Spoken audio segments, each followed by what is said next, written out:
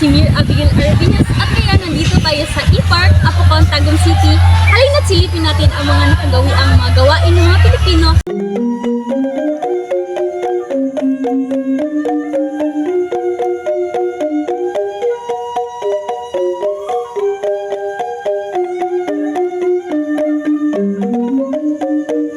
Ang mga nakagawian ng mga Pilipino ay maaaring mag-iba depende sa iba't ibang mga panahon at kultura.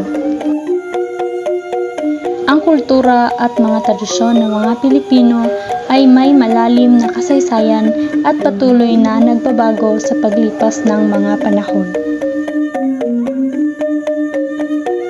Ang kultura at tradisyon ng mga Pilipino ay nagmula pa sa ating mga ninuno na nagpapasalin-salin sa mga magulang papunta sa mga anak. Ang mga ito ay ang mga pinaghalong impluwensya ng mga katutubo na nanakop sa ating bansa. Isa sa nakagawian ng mga Pilipino ang paggamit ng po at opo bilang paggalang sa mga nakatatanda. Ang pagmamano ay kaugalian din ng mga Pilipino bilang paggalang sa mga nakatatanda.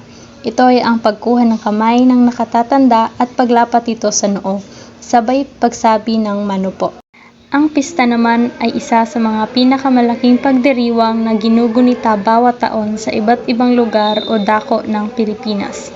Ang selebrasyon ay may mga makukulay na parada, mga katutubong seremonya, sayawan, paligsahan, at masasaganang handaan.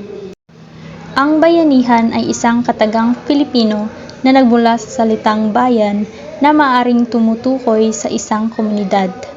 Ang salitang bayanihan ay tumutukoy naman sa pagkakaisa ng isang komunidad para sa isang layunin. Ang simbang gabi ay isang kinaugaliang pagdaraos ng Santa Misa sa Pilipinas tuwing panahon ng Kapaskuhan. Ang barong at saya ay ang pambansang kasuotang pambabae ng Pilipinas na binubuo ng manipis at pinurdang pangitaas at palda o saya na makukulay at kadalasang guhitan.